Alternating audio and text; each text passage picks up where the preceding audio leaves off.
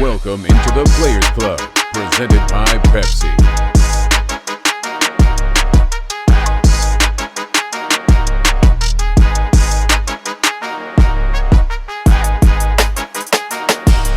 The Players Club is presented by Pepsi, the official soft drink of the Washington Commanders. And in part by Johnson Kendall Johnson, the official insurance broker and risk management partner of the Washington Commanders, where our passion is your protection. Now for your hosts, London Fletcher, Santana Moss, and Sean Spring. Welcome to another edition of the Players Club. London Fletcher, Santana Moss. And we got Sean Springs, a.k.a. Bluefoot, back in the building. hey, man, I missed y'all, man. Billy and Freddie came in here last weekend. I had to fact check. He wanted your job a little bit. Freddie do. But I know he's not professional. He tells too many lies. He's not professional for the players. He tells too many lies to be a regular. You know, he don't like you calling him out either. He don't like that at all. Man, we got a great show. We're going to have to obviously get into it about last week's game against the New Orleans Saints. Crazy game. Yep. Got out there with a victory. Got to hand out dubs of the week, fellas. So we're going to start it off with. Put that chain on. We got the dub, and we're going to give out some dubs. So put that chain rock on. that ice. I even got the dub. Oh, yeah. Dub. I got 2 dubs out there. Yeah, look, you dubbed out. I'm dubbed out. All right, Tanner. You were down there in the Big Easy. Yeah. Crazy down there, man. Yeah, it was nice, man. It was a nice show up. It was a nice show up and show out for our fans. Everywhere we went. Yeah, man. I mean, they took over Bourbon Street. Talking about Bourbon and Canal Street. It was all DC. I mean, them people burgundy and gold. Everywhere. You just thought it was Mardi Gras going on down there. That thing was lit. So it was so bad. Cause no, Tanner, you had an event. You and B Mitch did something. They had a fan rally at a spot. And I was in the nice little cigar bar. Hey, I was at this chicken spot next door to it. Best chicken ever. I ain't going to shout them out. But they got some of the best chicken ever. But Commanders fans all around. Yeah. And I get in my mode where I'm like, I'm just trying to enjoy myself. I'm walking with my head down, trying to get at the spot, get my chicken. You Big Fletch, though. Hey, you Big Fletch. You can't hide Big Fletch. I really couldn't. Unless he had to have some shades on, a hoodie on. All right, man, but it's time to hand out some dubs. Tanner, who you getting dubs to? Well, I just spoke about just the fans showing up and showing out. So before I get into talking about a player, I want to give my first dub to the fans. Man, the DMV, man, what you guys have meant to this season, to me, a guy on the outside, not having a chance to ever experience what I'm experiencing now as far as traveling and going on these trips without having to play in the game. Yeah. I didn't know what a tailgate was when I was playing football. You know what I'm saying? Now I'm getting a chance to go out here and celebrate with these guys, have pep rallies, do all this stuff, man. Hats and dubs go up to you guys, the fans, fans of the Washington Commanders, man. You guys go everywhere we go and make sure the experience is everything. And it's even better when we come home, with a dub. So I'm going to give you my first dub. Now, my second dub goes to my guy. Terry McLaurin, man. I gotta mention Terry. I think it's only fair for me as a receiver giving this man the credit that is due. A lot of people sit around and, speak his name in vain a little bit when it's talking about some of the best guys in this league that's doing what they do. They put some more respect on that. Gotta put some more respect on this man's name. And I think, one of the things I was always big about, I care less about style points. You're gonna get it because some of us just have this in us. Yeah, right. But they try to belittle what he's doing because of the style points with it. But I'm like, who cares about style points when you putting them actual points? Right. You see what I'm saying? Good point. When you're actually going up there scoring, putting up touchdowns, getting the yardage. They wanted to look a certain way. Yeah, but everybody has their own. He got that working man feel. Yeah. Like he's from Indy. He's from Indy. They put on their hard hats a little bit. Midwest, different breed. But I just feel like he needs more credit, and I'm going to give him that. That's why I want to give him my dub. Terry, keep doing what you're doing. I hope you don't break my record, my single season record. But guess what? I'm one of those guys. I can appreciate you saying that, I'm going to be real with it. I'm one of those guys that What's the number? If you do, let me finish. If you do, I'm right behind you, bro, rooting you on. But what's the number? I believe I had 1483 in the single season. What's he at now? He had 9 something. He got a chance. He got a chance. But the thing is, though, if he breaks it or even if he gets close, regardless, it keeps you relevant. Oh, yeah, they talk about you. They talk about you. 89. They talk about you. Blue, who was Who you giving a dub to, like or Santana, dubs? I gotta give it. Well, I'm gonna give the dubs to my defensive back, and the defensive backs for me. But the dub has to go to Marshon. Oh, okay. You know, obviously it was his first game, his debut. Yeah. And then we're gonna talk about him a little more As in a the commander. show. As a commander, but it got to mean something. He had developed a rapport with the community. The Saints drafted him. That's his home. You know, it was a little emotional. He didn't get targeted, and we're going to go into the breakdown of what he meant to the defense. But I just want to give him a shout-out because I know what that's like, that was your home, getting traded. And that's your first game back as a team that traded you. Yeah. Right? Yeah. So just for him to carry those emotions, for him to play solid. I thought he played great. You know, people know playing over on the hamstring in the dome. There's a lot of distractions that happen for the kid. And I wanted to give him a dub and recognize him in that win. I was worried about, and we've all played for other teams and then came back and played our former team, the emotions. Yeah. The first game. It's his first game, his debut with us. He had been with us, 4 or 5 weeks? 4 weeks. Yeah. And his debut is back in New Orleans. You can dehydrate yourself before the game even gets started. Man. Just Through emotions and anxiety. The emotions and then all the stuff and just shout out to him like you said. Shout out to him. He did his thing. Shout out to him. Do his thing. All right, I gotta have my dub. I'm gonna give out 2 dubs. First dub is gonna go to Michael Dieter. Oh yeah. Yes, sir. Yeah. Lord have mercy. Yes. Backup center. Tough spot, huh? Yeah, tough spot. Tyler Biotish had a Right fever before the game. right before the game. Yep. Had you know, he tried to work out, get ready, and wasn't able to go. And Dieter, like a true veteran, called into duty. Next man up. Handled it.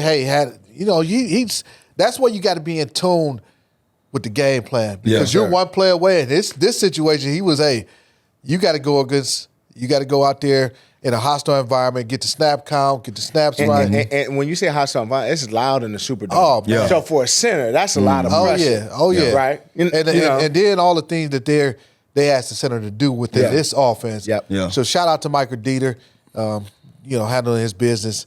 But Jaden, man. JD5. Jaden, he gonna get this big dub, the big dub on the JD5. Yeah, what he did in that game. Yeah.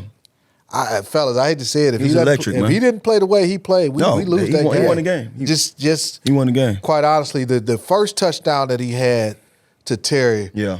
we just eluding Saints rushers. Field ball came out for a second, picks it back up, Yeah. And threw a Laser. missile. and that's something about having trust in your guy, right? Because you threw it into a lot of bodies. Right.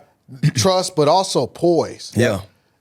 You got all these guys that coming going at on. you. Everything is going on around you, and still keeping your eyes down the field, and seeing Terry coming across the field and throwing it into that tight window. Yeah. I mean, it was a lot of people around that football. That play, he made a lot of plays, off schedule scrambles, making plays with his legs, picking up first down. The 4th and 1 play. It's crazy. Oh yeah, go over the top.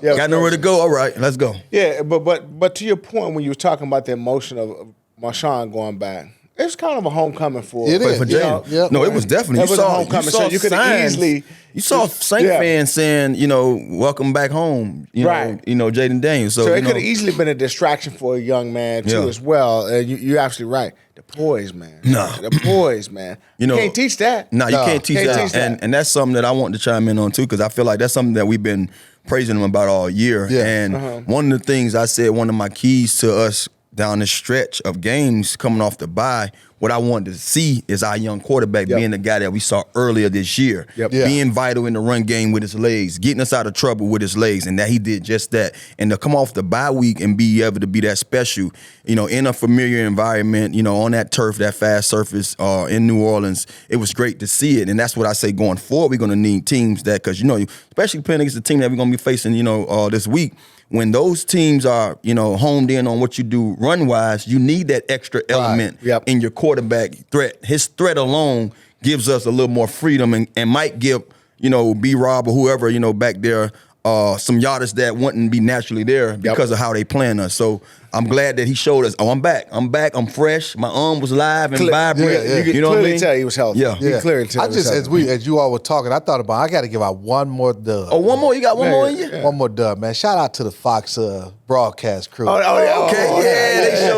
showed you love. They showed Big Fletch some love. They put Big Fletch on the camera. Put his face on the camera. I told him the camera loves me. Oh my God! They shouted out me. Oh my God! In relation to Bobby Wagner, getting closer to I'm right now. Ray Lewis is first in all-time tackles, 2,059. I'm second, 2,039. Junior Seau, 1,847, and Bobby Wagner's fourth, 18 with 1,810. So they keep giving your boy some love. I tell you, Bobby keeping me relevant. Man. I was in a radio booth. Broadcast booth, but they say, let's put that face on camera. Well, you know what? I'm glad they put. Why Big Fletch get to talk like that? If I say it, because you always talk like that. Hold on, I'm just saying, it's one thing when you do it every day, and it's another thing when you barely do it. So. Hey, but I'm glad they want to mention my dog. Just put that damn yellow jacket on him. That's what you do. Two out of the top three already in the Hall of Fame.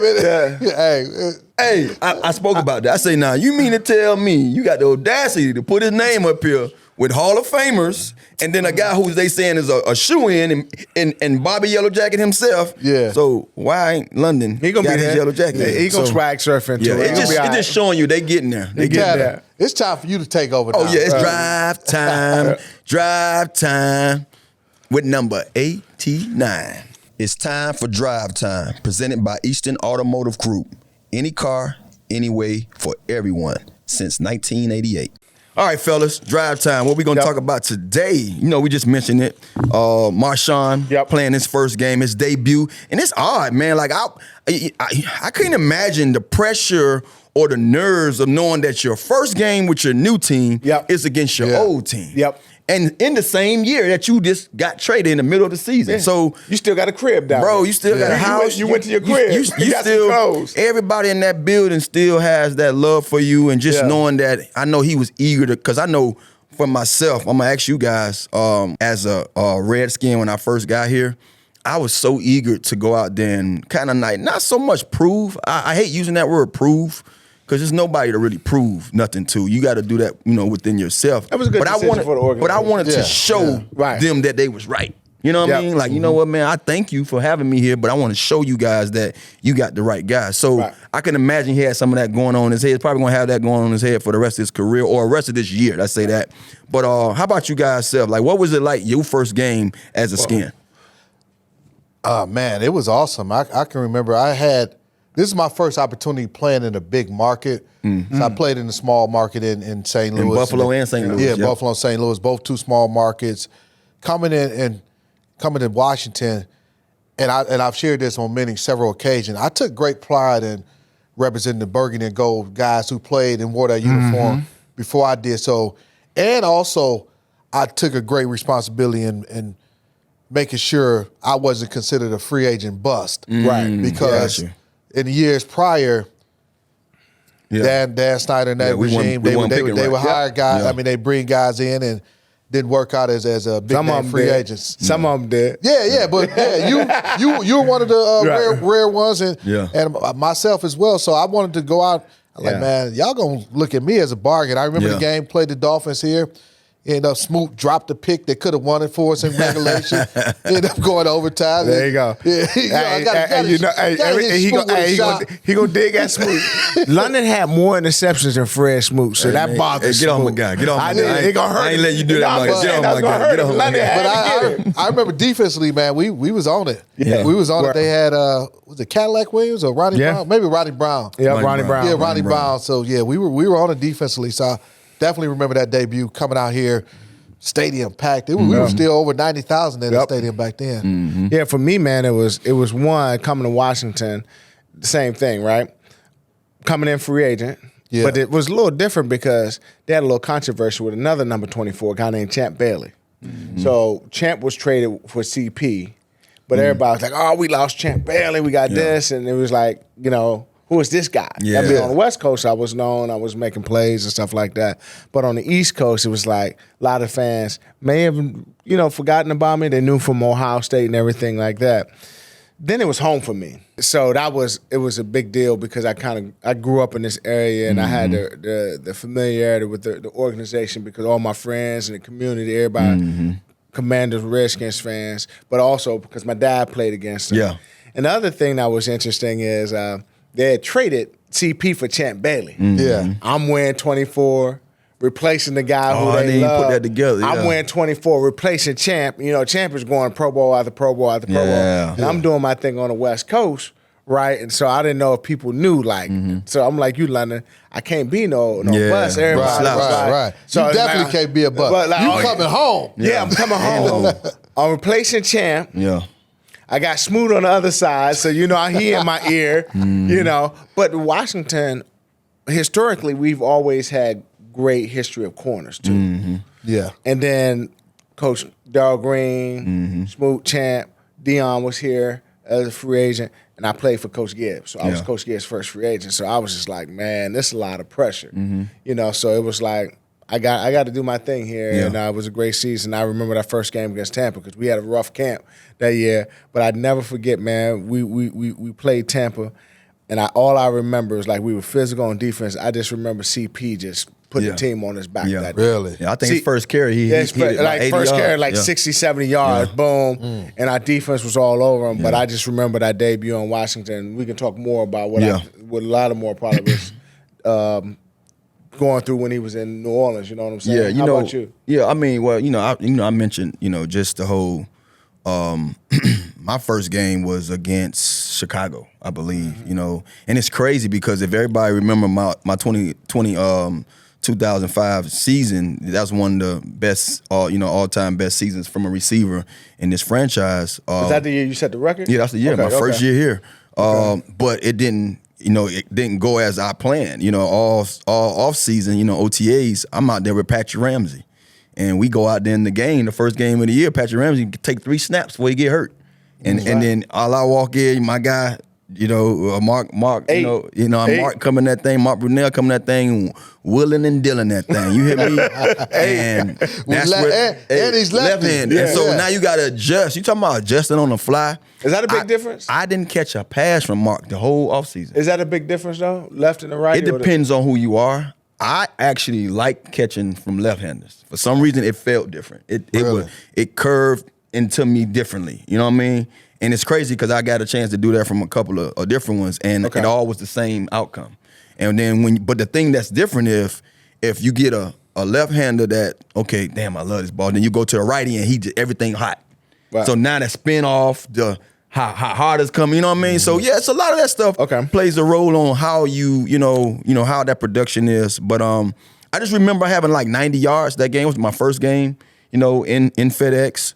I had 90 yards, I believe. That was the Saints? Chicago. It was Chicago. We had 90 yards. We ended up beating them, and it was crazy because the next week was the Monday Night Miracle.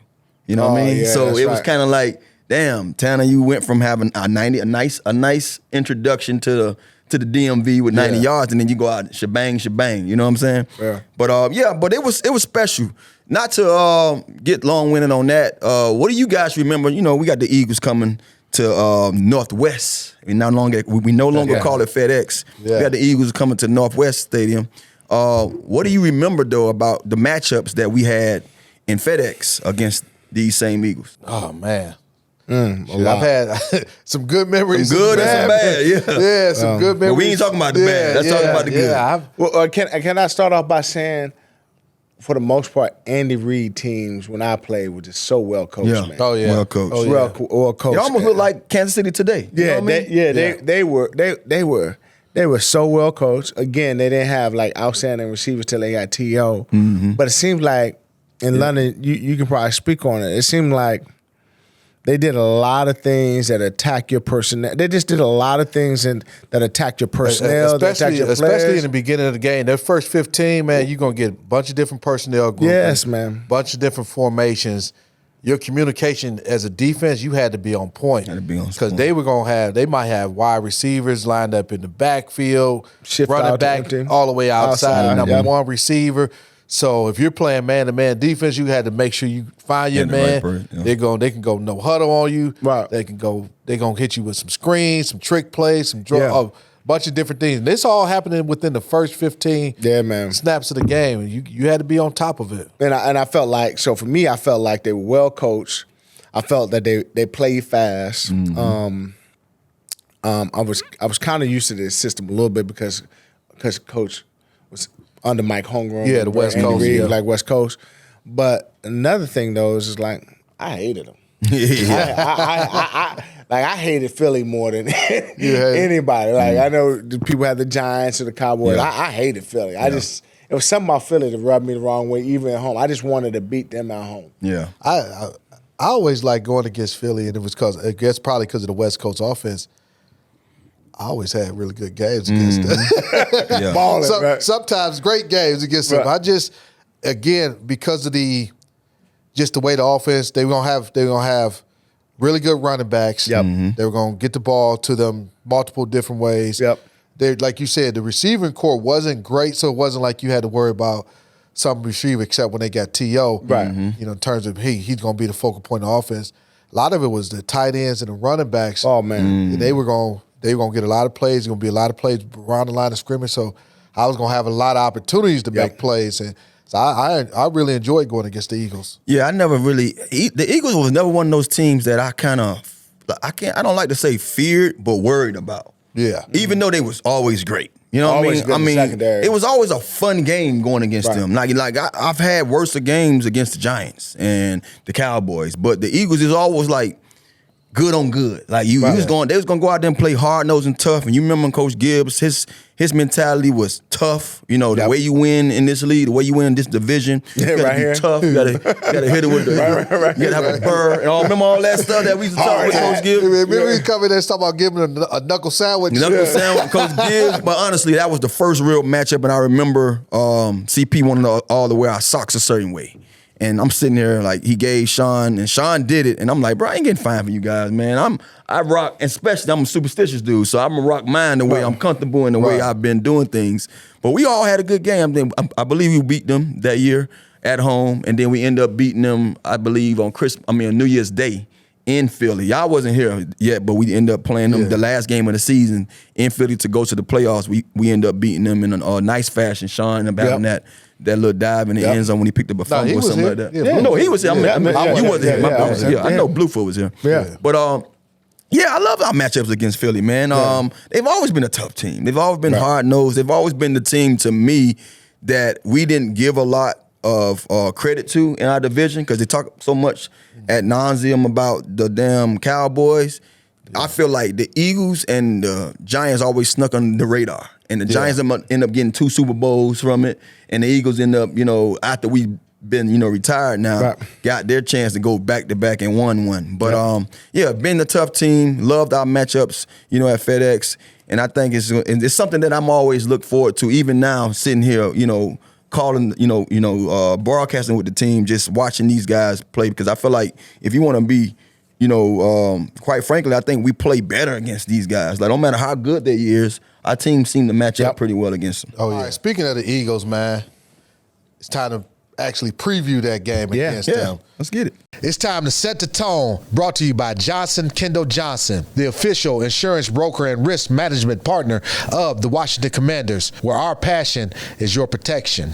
They first in our division, off to a great start, and they got us that first game in Philly. Yeah. Great opportunity, man. Got him at home now. Big got him at home. We're a lot healthier. The game we played them on Thursday night, we were a banged up group. And it was a short week. Short week, man. We Banged up, short week. Now, You name it, all now, looking at this game under this light, we've won 9 games. Shout out to Coach Quinn too. Being the first head coach to have a winning record, or he's done some great things for in his first year here in Washington. I think him and George Allen are the only 2 that had a winning record their first season. First season in Washington. That's dope. So Big game, fellas. Yeah, Blue, man. Blue, what you expect in this game against the Eagles? Well, I like, coming off a bye, and I talk with Coach Quinn, Coach Witt, you hear him talking about bodies around the ball, reckless abandonment, physical football. I don't think you can beat this Eagle team without that type of mentality, relentless pursuit of just violence and getting after the ball. And, so coming off the bye, I think the team look fresh, they look healthy. Let me ask you this, though. Big thing we got to deal with, Saquon Barkley. Well, that's Saquon, but Saquon doesn't scare me as much as Saquon is an animal. Yeah, Saquon is an animal. The Eagles' defense has been impressive. Oh my God, the Eagles' defense. Yeah. Jalen Carter is a force to be reckoned with. Man. And who woke him up this year? I don't know who woke Lord him have up. mercy. They woke up a But sleepy he reminded me of a giant, teammate. He kind of reminded me of a teammate that me and London both had. That when he decided to wake up, his potential was on a guy named Sam Adams. Oh, Big Sam. Big Sam was, and Jalen Sam Carter Adams. is like that. So it's like trying to run the ball on the Eagles and trying to the buck stops there. So I'm interested to see how our line and our run game handles that defense. Tanner, did you do Clint Hurt? Yeah, Clint Hurt went to school with me. So he's the Miami. Eagles defensive line coach. I didn't even know that. For real. Yeah, he was He came from Seattle. Yeah, he was in Seattle's Seattle. defensive coordinator last year. Oh, okay. Now he's Big Hurt. he's the Eagles defensive line coach. Big Hurt doing his thing, So man. it must be him. Yeah, it got something. And I mean, in the secondary with their picks and they just they fast. Yeah. They're physical up front. The offensive line is massive. With all that being said, I think the game that we played on a short week, it got out of the hand late in the fourth. Yeah, but we were in that game. He was in that game. We get that fourth and 2 with Jalen. Yeah. We gave him the run at the end with Saquon. It's a different ball game. But I also believe too, last time we saw these guys, like I say, it was big on our part offensively that we didn't match our defense's energy. You know what I mean? We weren't playing complimentary football. Like when you have a team that was good as the Eagles, that the run game came in on a high. B. Rob is hurt though. And our team, no, I understand all that, but I'm just talking about like our defense was able to go out there and slow down, contain Saquon them for the most part of that game. And they just got tired. Fourth quarter, it was like, as soon as we made that one miscue and we got that turnover, because we still had a chance to be in the game, but that turnover set it, changed the momentum, shifted everything. Just shifted. That's when it got out of and control. then now you hear Saquon. It was like 3 or 2 different, big runs. But thinking about this game, man, I look at it like this, man. We at a state right now where somebody asked me this question earlier, like this would be a big test. I'm like, it's no more tests. Not at this point. It's no more tests. It's either you got it or you don't.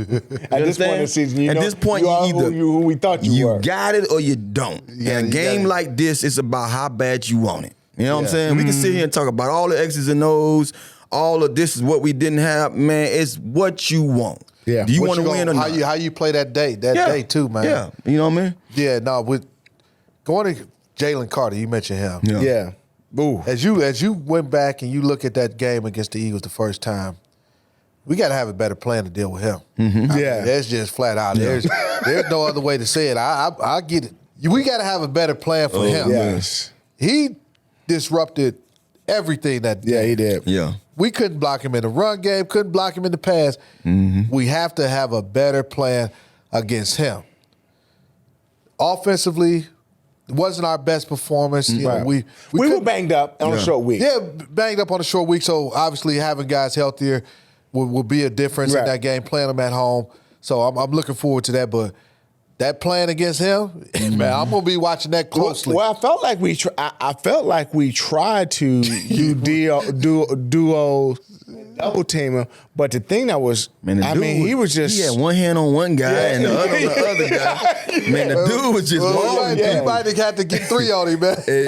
So the question is that where you kind of do misdirections? Like, how do you slow a guy down like that? So, I'm glad you asked London, but I want to chime in on that. tempo, offensive tempo. Okay. With like when Harry come on, you ain't finna get set. We finna get back on this ball, right? And sideline to sideline. You got to get them big jokers running. Yeah, you can't go at them. Fast ain't the word. It's how long can you keep up that speed? Good point. Because he played the entire game. He did. Yeah, that's how long can you keep it up? Flip side though, defensively, we got Marshon Lattimore. Yeah. For this game, The Eagles, they got their passing game going this past weekend. Mm-hmm. It did. Jalen Hurts, A.J. Brown, they seemed like they were on the same page. Devontae Smith, those guys both went for over 100 yards this past game against the Steelers, which has a really good defense. Yeah. How does the impact of Marshon Lattimore help in this game against the Philadelphia Eagles? Well, first of all, talk to him. When you talk about his impact this last week, he didn't get no targets. So that's respect. Yeah. And that ain't going to be every week. But that ain't going to be every week. But the fact is, he coming off a hamstring, went to New Orleans, didn't get no targets. I suspect he will get some targets this week. They're going to try you. But when we made the decision to trade for him, I was like, this is for the playoffs. This is for A.J. Brown. This is for Jefferson. This is for, Ibuka. This is for playoff football. His impact now, because we know Mike, and you interviewed him after the game. Yeah. Central, he's coming into his own as a rookie. Yeah. We like the way our secondary is playing. We're gonna need Quan back this week. Yeah. But the way our guys are playing in the back end, I think in his presence, given that number one guy and the way the rookie stepped up, I feel very confident the way our secondary and what we can do. And I felt great about the way our defense played them last time.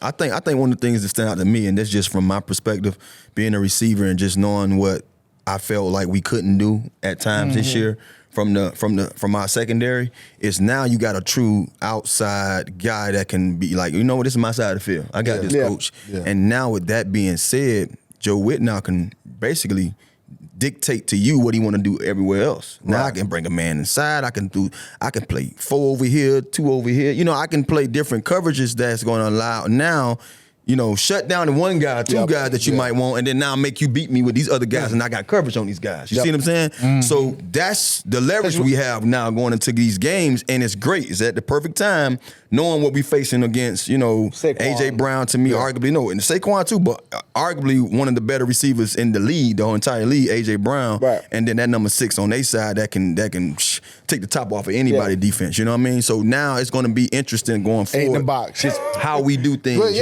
he impacts the run game too. Yeah, in the box. A lot of times in that game, we were playing a lot of 2 shells. We were bringing 11 down. Playing a lot of split safeties from the snap because you didn't want to get hurt so much in the passing game, and it was almost like a bend don't break type of mentality. Bend don't break. As they got closer to our red zone, now we can tighten it down. We can play a little bit more 8-man, 8 in the box type coverages.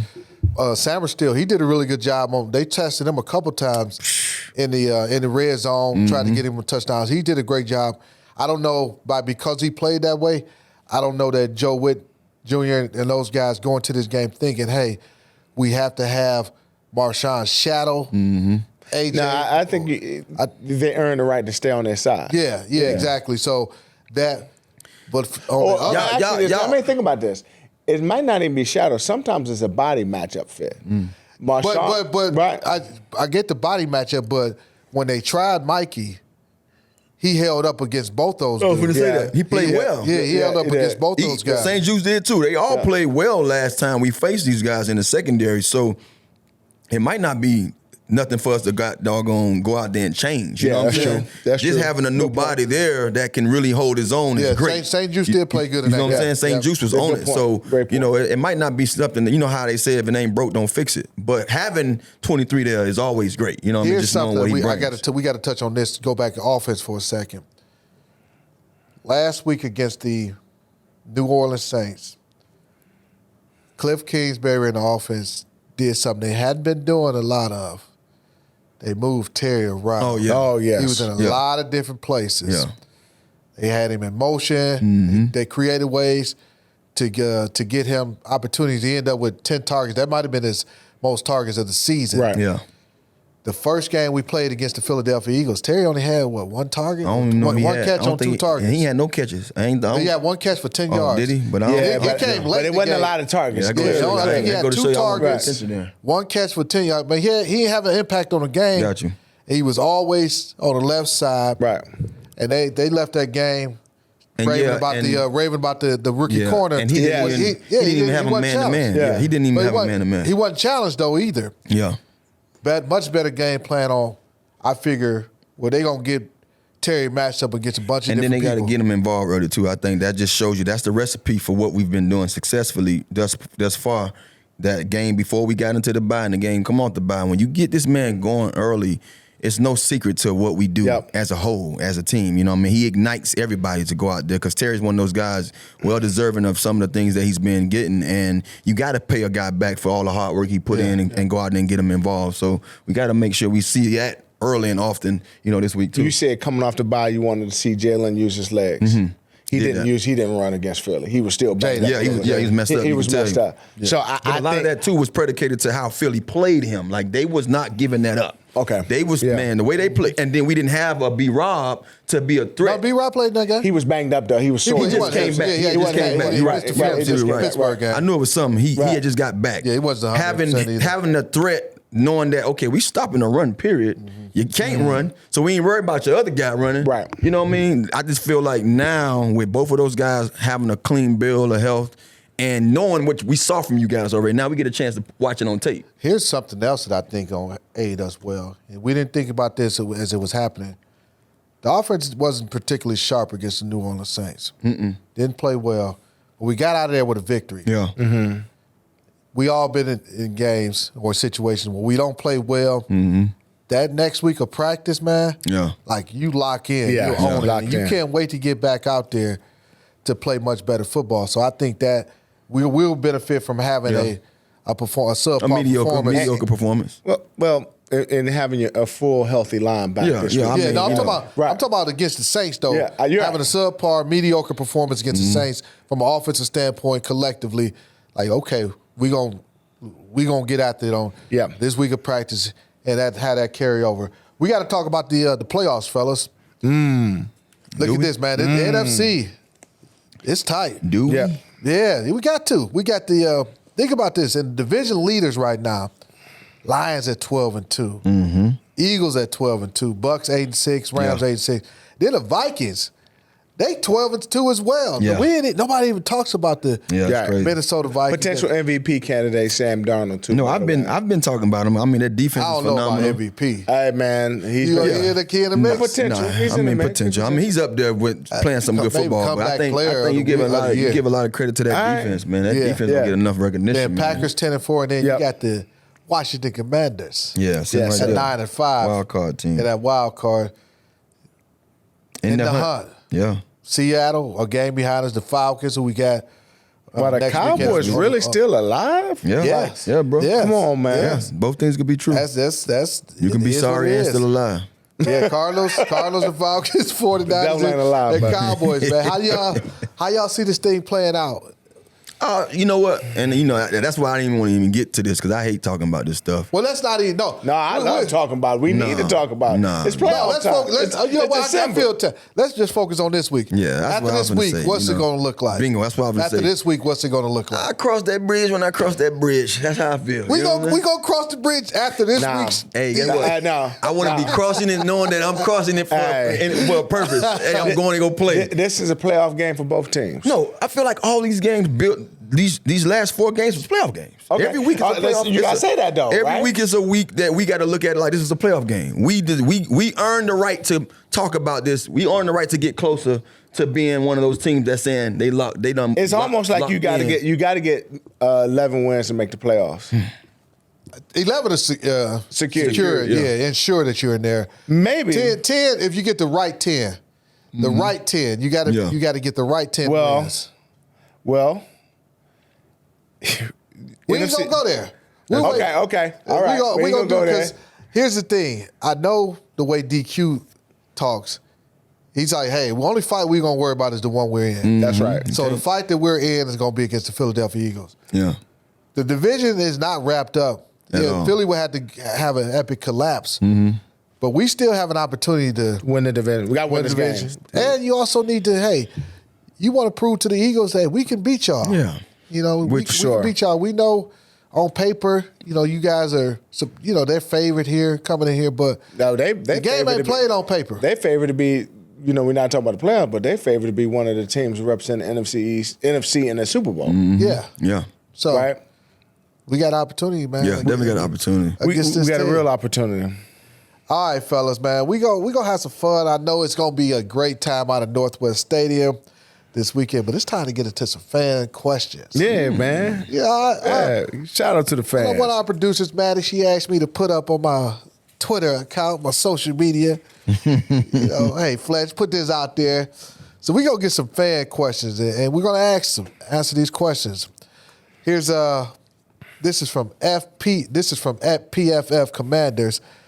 Big fan, London. My question is, with the emergence of Marshon Lattimore, will the DBs on the field matchup dependent, or should we expect to see Lattimore and Sammerstill and Noah Igbenogany at nickel the majority of the time? So what he's basically saying, is it going to be a situation where you talked about bodies, is it going to be maybe St. Jude's plays a little bit more and it's all matchup dependent, or is it going to be just like the game against the Saints where it's Noah Igbenogany in the slot, Mikey and Marshon on the corner? What do y'all think? I think what we saw last week is a secondary that can take you over the next 4 weeks to win the games. I don't think we what you say, Stan? If it ain't broke, don't try to fix it. If it ain't broken, don't fix it. But I think it's to be determined too. At the same time, we don't know what they might want to show or look, you know, different looks here and there, or who might need to come out. But I do believe that what you saw, those three guys are probably our best three options. Now, one of the things that we've done well is we sub guys. So if you have a package where you want to say, okay, let's bring in St. Juice for this particular package for something that we need him to do, that he's shown him that he can do well, then do that. You know, but it's all about just going out there with the best men on the field. We have the depth and flexibility, is what you're saying. And one thing Joe Wood Jr. has talked about is each week we're going to put the guys on the field that we feel give us the best chance to win that game. All that matters. And last week it could have been that was the combination that we felt gave us best. This particular week it could be, hey, you know what, we're going to have some situation where it's going to be St. Jude's, it's going to be whether it's a Marshon on the outside and bring Mikey to the slot. Maybe it'll be situational things. So we don't know. Yeah, we don't know. It remains to be seen. But after the break, we got Nick Allegretti joining us. Commanders fans, there's still time to vote your Commanders to the 2025 Pro Bowl. From now until December 23rd, you can vote on X using hashtag Pro Bowl vote plus player's name, or go to commanders.com/Pro Bowl.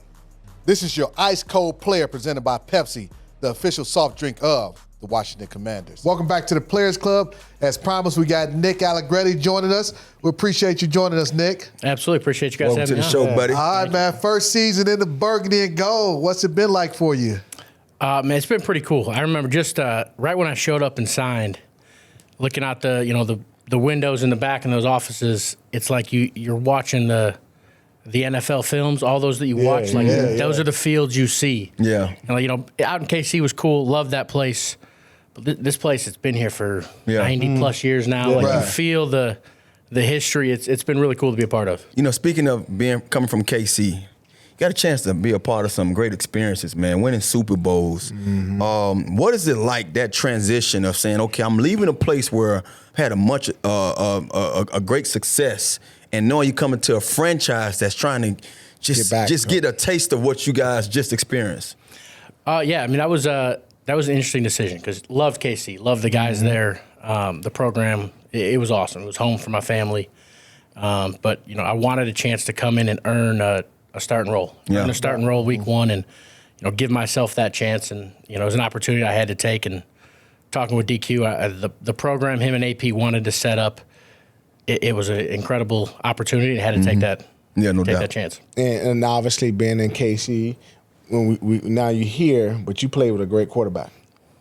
And we believe we got a great quarterback here, yeah. man. Tell me some of the similarities you see between, and obviously Patrick is Patrick. Right? Yeah, but there's some qualities in Patrick's that maybe, or what qualities do you see in Jaden, I guess? I think the composure is the biggest thing that I see.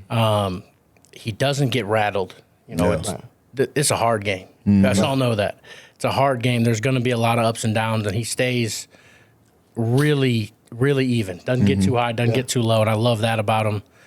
And then you see him, screwing around with the basketball. I think that's it's a subtle thing, but just it's his athleticism. Pat was big with that. He was a baseball guy, loved basketball. Just being an athlete and then also being a quarterback. Yeah. Right. I think he takes a lot of those other sports onto the field, and it's why you see a lot of defenders lost at times.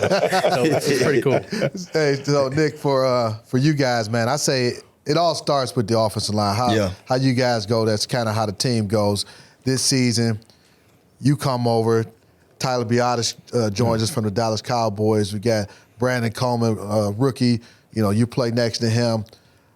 Andrew Wiley, who you played with in Kansas City. How have you guys, and then you got Sam Cosmi, who's the lone holdover on this offensive line. How have you guys been able to gel so quickly, and what's the bonding experience like? I know you guys have to be the closest on the team. Yeah, for sure. It's always offensive line groups are always interesting. The dynamic, and it was interesting this year having a lot of older guys that have played a lot of football, and then having a rook who came in playing top 3 hardest position in the sport as a rookie, doing a hell of a job. But just, O-line dinners, going to some baseball games over the summer, just kind of not forcing it, but just making sure you spend time with each other because the brotherhood. Yeah, exactly. We hear everybody says that brotherhood. You have to be able to trust the dude next to you for so many different reasons. So just spending time with each other, getting to know what they love and like off the field, what their family's like. So it's been pretty cool. OG's given us a good shot to, show our personalities and give our opinions in the room. So I've enjoyed this year. One of the things that you talked about, just the brotherhood itself. That speaks for itself. You can see it in you guys play. You can see it in just how this team has gelled as a whole.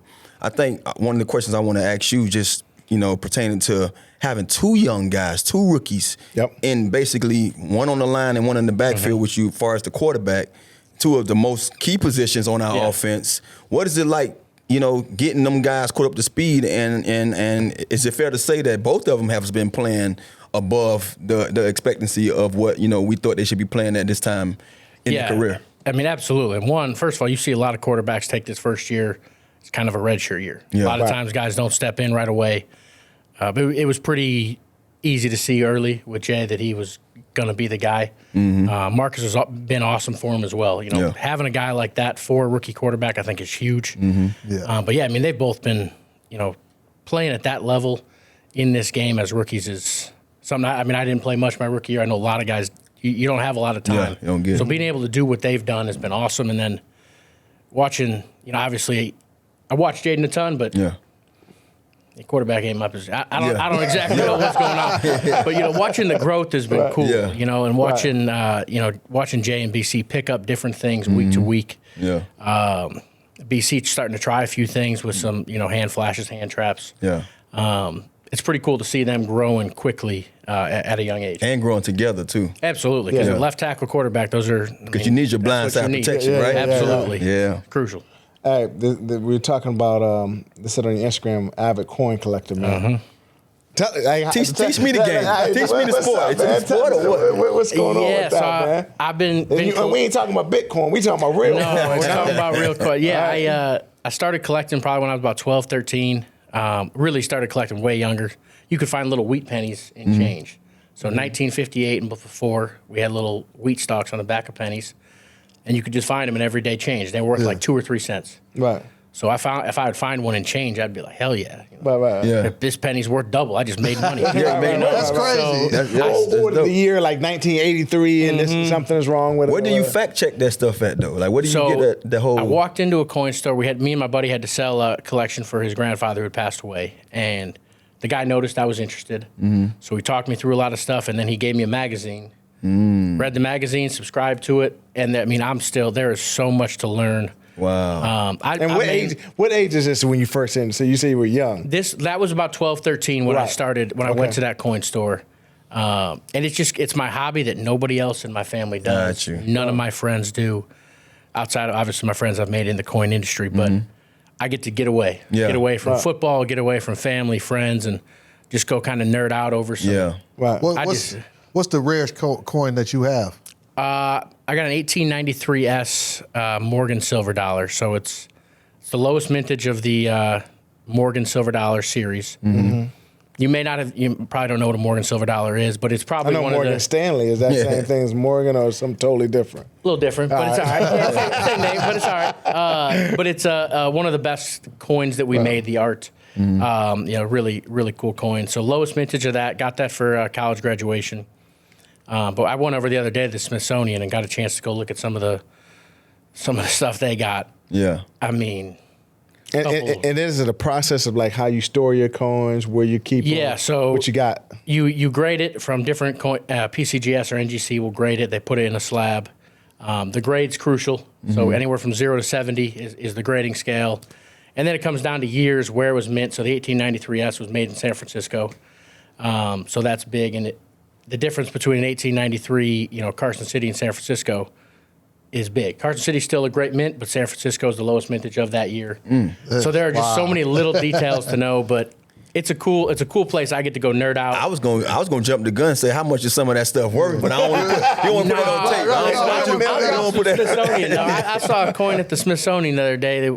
It wasn't the coin that was sold because this one's not in circulation. But the one that is in circulation sold for I think $18.6 million. Lord have mercy. I couldn't touch it, but it was right here. So you mean tell me you can go find a 5 cent or a 2 cent and it can be, be cheap. 10 times more. I should be looking at my grandma's purse. Real quick, you played in Super Bowls, played in 3, but one particular Super Bowl, your twin daughters were born that morning. Oh wow! What was that experience like, man? Crazy. So, my wife was in labor for a week because they were early. They were twins, so they were trying to keep them in as long as possible.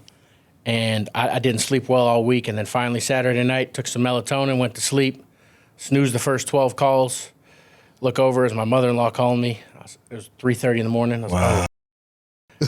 Talked to my wife. She said, "Hey, stay where you are, but they're coming." An hour later, I had a picture of my 2 daughters. So that day was... I know you was ready to play some football. It was wild because they were, you're super motivated, super excited, and then there's your wife is back at home. She's back in Chicago. I'm out in Arizona. And then I don't see him for the first 2 days. Wow. There's no flights out. Wow, Super Bowl. Correct. So it was one of the emotional roller coaster on that day was insane. Yeah. Wow. Right. Wow, well, cool, man. Well, Nick, for all the guests that come on our show, we had them sign a football, man. If you wouldn't mind signing that ball for us, we appreciate you. That'll do it for the Players Club. We'll see y'all guys next week, same time. Appreciate you guys.